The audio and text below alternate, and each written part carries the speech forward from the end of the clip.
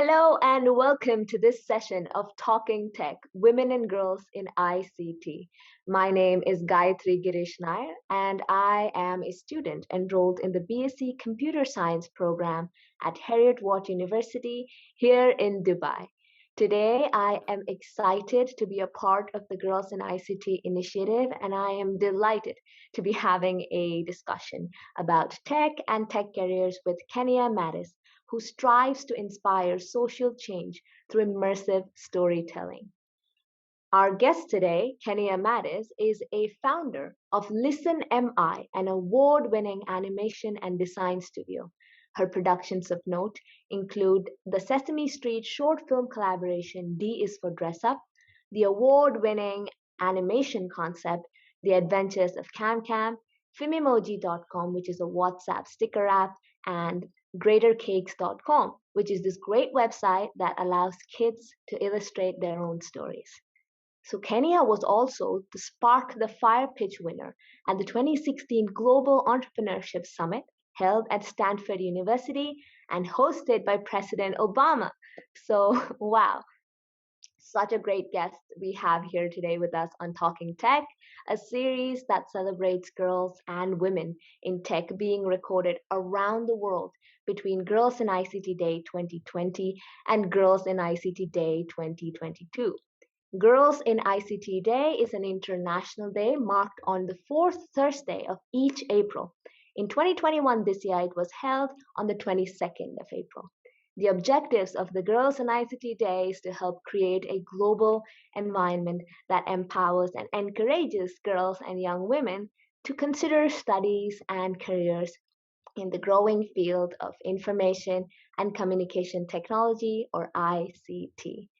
The Talking Tech series is brought to you by the ITU, UNICC, and the Office of the UN Secretary General's Envoy on Youth.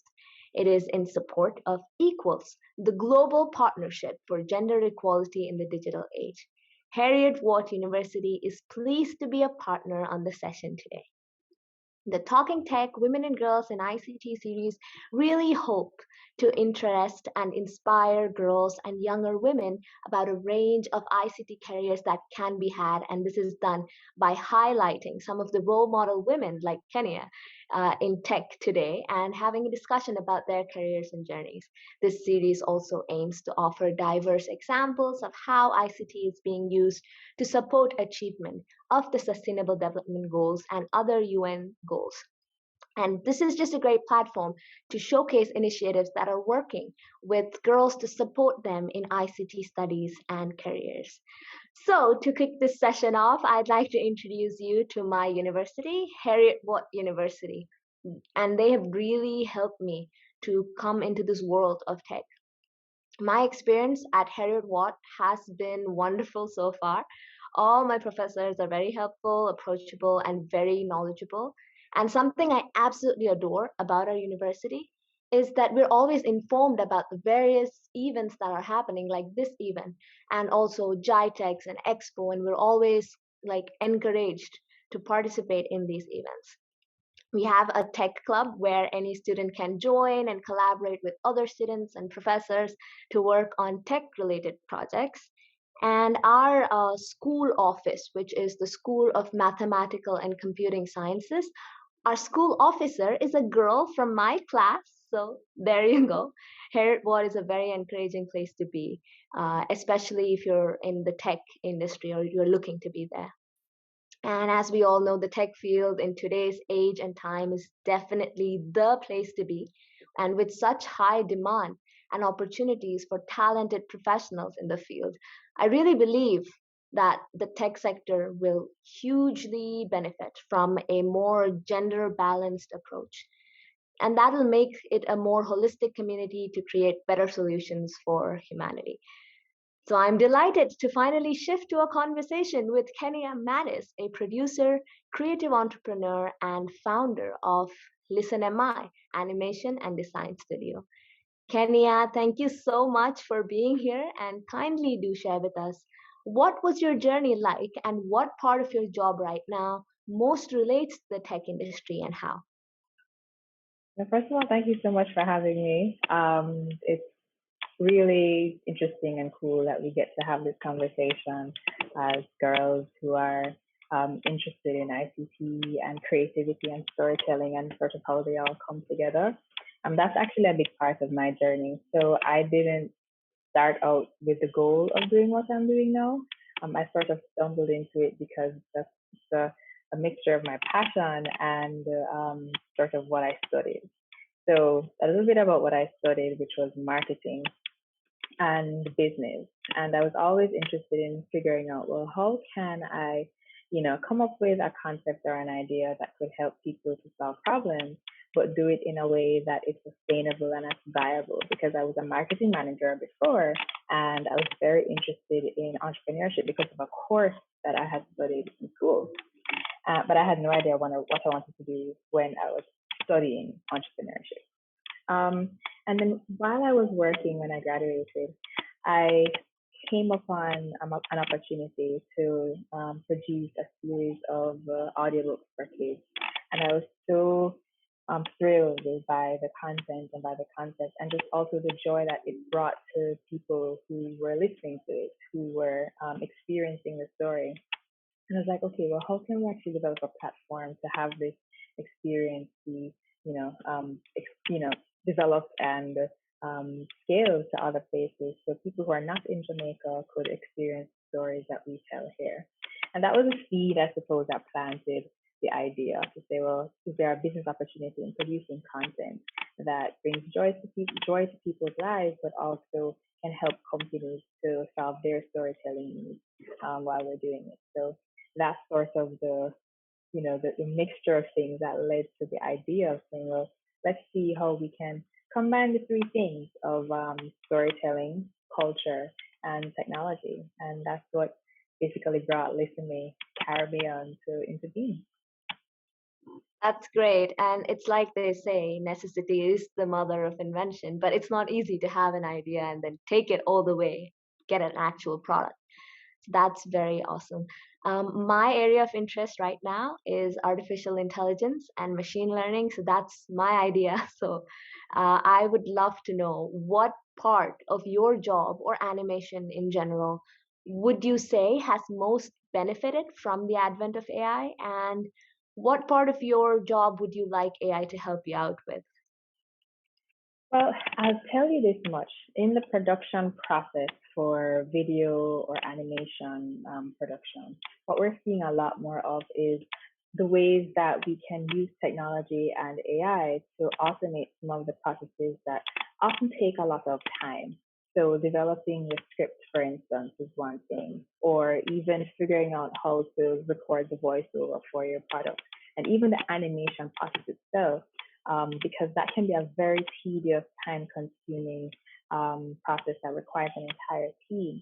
What we're seeing is that you now have automated solutions for generating, a script for a project that are using, a lot of persons may use as like top marketing tools or top marketing um, messages that you should or notes that you should hit to make sure that your script is communicating what you want. It's going to hit the note. It's going to deliver the end result that you want. And the tone as well, the tone of voice has really improved in terms of how AI is now using your brand voice to design a voiceover and a script that can actually make your project sound as if it's catering to your audience. And also in the animation process, there are now tools that you can use to make your project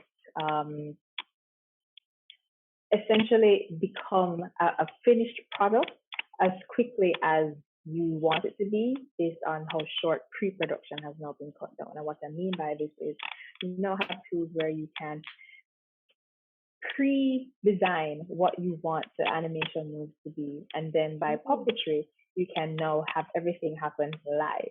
And that's something that you could never have done 10, 15 years ago. And I think that in just understanding, well, by looking at the parts of the process that are often the bottlenecks, like lip syncing, by rigging the puppet so that you can make sure that the movements are as natural as possible. There are many ways now that you can actually automate some of those processes. And I think that the way that those work it's really helpful, but at the same time, there is something that still requires human intervention. You still have to go in. You still have to make sure that the voiceover sounds smooth. You still have to make sure that the script is actually according to what your audience would understand, and you still have to make sure the animation is natural. So you still have the human element, but there are definitely ways that you can use AI and you can use new tools to make the process go a lot more quickly. Yeah, this is something like what I've heard and what I've seen in like from what I am interested in animation, so I do look up these things and AI and where it's being used. And like you said, it seems mostly to be in pre-production.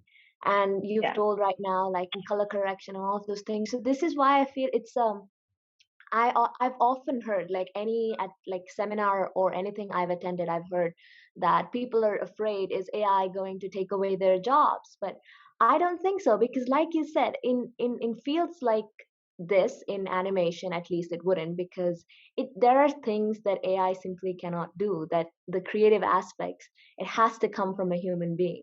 And that I feel is amazing, how we are able to create solutions that can like get rid of the mundane work and Right. allow people to focus more on the more On creative the aspects. highly specific creative aspects. And even Yeah. to add to that as well, some of And the that's the fun part. cultural, exactly. But even Yeah. to add to that as well, some of the cultural nuances that you'd want to get in an animation or in a voiceover in the pre-production process, you, if that wasn't programmed into the tool that you're using beforehand, then that's not going to come out. So you still would need persons who are very familiar with the topic, who are familiar with the theme, to go in and do that, last check to make sure that it's still according to what the end product is really supposed to look like. So I would say that, those jobs aren't going to go away very time Yeah. soon.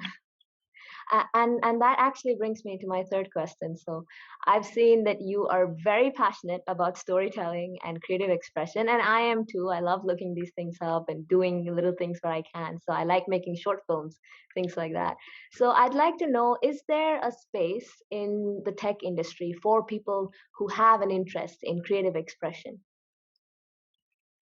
Absolutely. I think I don't necessarily look at it as the tech industry or the industry being the tech industry. I look at it as, well, people who we're, working to solve problems for have needs. And tech enables us to solve those needs at scale in a more efficient way and hopefully in a way that is lower in cost as well. So if the need is, for instance, that, people are people just need a diversion. They're stuck at home. They need to figure out how to just let off some steam. There are ways that storytelling, can solve that. Like, people are doing it themselves as content producers on TikTok. They're doing that on Instagram. They're doing that via social media. You're consuming content on your streaming platforms as well. All of that is just people reaching out to people and connecting to stories, but it's enabled through the platforms that are acting as the distribution network. So in the process for any industry that you want to get involved in, there is the origin or the production process. There's a part where you're coming up with a creative idea for, well, okay, or designing the solution. Then you're going to produce it, you're going to distribute it, you're going to market it, and you're going to sell it. And in each of those areas, there are ways that technology can enable you. But I would say that in whatever industry you're going into, you still need to have the design aspect to make sure that what you're doing is innovative and it's solving a problem. And that's where our thinking and our creativity and our storytelling is also going to come into play. Yeah, when you think of it that way, the tech industry is a great spot for creativity, because like I've experienced, when we're making a solution or a software, there are moments when you have to really think outside the box to make it work, to make it fit the need that is coming. So yeah. And since this series is about women and girls in technology, what's a lesson that you've learned, or any advice that you have for younger women who are just stepping into a corporate world? I think the number one piece of advice that I would give is always be authentic and be yourself. A lot of times, we would change who we want to be because we don't feel as if we're tech enough, and sort of adjust, our way of thinking or way of communicating. But if it is that you're leaning towards storytelling, or if it is that you're leaning towards, designing creative solutions, definitely bring that skill set to the table. Don't leave it out, because when you're a part of a team, you're going to need somebody who can enable that thinking, who's going to enable that, open-ended orientation, so that you can then design a solution and then go into production. So I would always say, if you're a problem solver, if you're a connector, if you are, someone who is a creator, be that person, and then allow technology to enable you and help you to do that at scale, and to be a part of a team that can work remotely, that can do that to help people who are not in the room, but can do a better job of it. That is great to hear, because this is something what you said is something I've definitely thought about. When I joined this industry, I had this huge thing. And so, what if I'm not tech enough? What if I'm not that person? But this is great, because to know that the tech industry really, any industry from what you're saying, does allow people with a creative thought. There's always space for that kind of person. So I'm glad that we had this conversation. Those are all the questions that I have had for you. And I'm very glad that you did give such eye-opening answers to each of those questions. And about, is there anything that you would like to ask me about my journey so far? Yeah, I'm very curious about what your journey has been, in, exploring AI and exploring technology, and where you want to see yourself in the next 5 years. Like, what kind of role or contribution do you want to play, in your area of interest and focus? Um, Okay, so my whole inspiration in coming to the tech industry was actually because of AI. It's a very funny, strange events that led up to that happening, because I wasn't really computer science or math, like the best math student in my high school. I was a biology student, and I had nothing whatsoever to do with computer science. Just like, well, so I did not really know that I would be here at this moment. But after high school, I decided that I would not follow biology, because I was petrified about chemistry because I did not understand chemistry all through high school. And I knew that there is no biology field that does not involve chemistry. So I decided to do the next best thing. I wanted to start my own business, and I wanted to get an MBA. So I thought I will definitely do a bachelor's in business administration. And my family and I, we were set on visiting this university on their, another university, not Heriot-Watt, on their open day to check out their programs. And it just happened that my dad's friend, he called up and told us about Heriot-Watt University having a, an open day on the same day that the other university was having it, and just 1 hour before their open day. And so, by some sort of cosmic alliance, we ended up in Heriot-Watt University. My dad, he said, let's check it out. And I was excited. So we went, and we were looking at their amazing Bachelor's of Business Administration program. And I was almost set on settling on that when I saw that Heriot-Watt offered artificial intelligence as a specialization. And I was always interested in artificial intelligence. Like, how can a machine think? It was like sorcery. So I really wanted to know, like, how is that possible? So I inquired about it, and I showed them my grades, and they were like, "This is great, you qualify, but it's your choice. Do you want to do? But do you want to do computer science? Because you have to do computer science for 3 years before you can qualify for specialization in AI." And I was kind of scared, because our computer science falls under School of Mathematical and Computing Sciences. Mathematics was not my best subject. Computing, I didn't know anything about it. But I really wanted to explore AI. So I just want to say that anybody else who's watching this as well, like, if you feel like there is a part in the tech industry or anything that you're passionate about, I think you should do it, because I took that leap of faith, and I'm so happy I did, because these 3 years have been great. And if you have any apprehensions, like I had those apprehensions, I was like, the tech industry, it's usually a male dominated industry. I haven't seen a lot of women there. But now, like the Talking Tech Women and Girls series is proof that's not the case. There are so many women, and my class has many girls. I wish I could see more though. And I was apprehensive of math and computing sciences and all of that, but it worked out fine. I was able to learn, and if you're really passionate about something, you can learn. So for the next 5 years, my plan is quite simple actually. I'm going to focus on AI for the next year because I will finally get to see if it is what I thought it would be next year. So if by the end of the year I have a good project that I'm proud about, then I will definitely follow it and get an internship and get a job. But if not, if AI does not turn out to be the thing that I am best at, then I did discover through my 3 years in college, I've discovered that I really love product design. Like I like doing UI UX design and product design. And this was when we were having, yeah, when we were having our group projects. It was so much fun doing that and communicating with people, and it was amazing.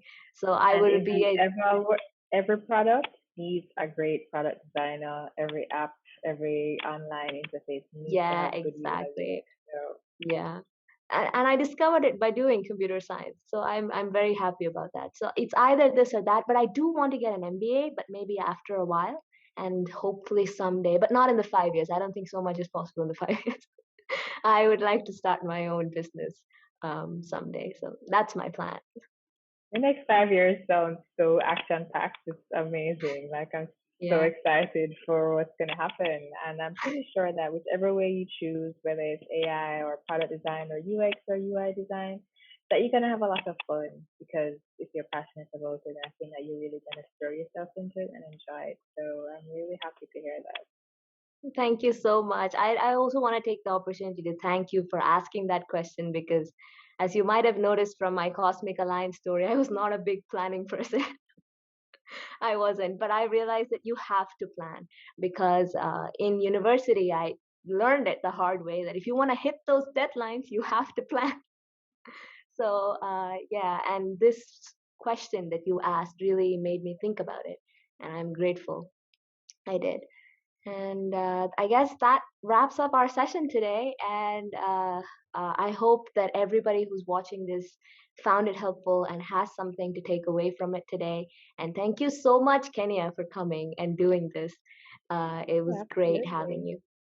My And thanks pleasure. for, Thank you so much. And keep in touch. I really want to hear how your program goes and which path you I will, decide to I take. will I'm let you very know. invested in your story.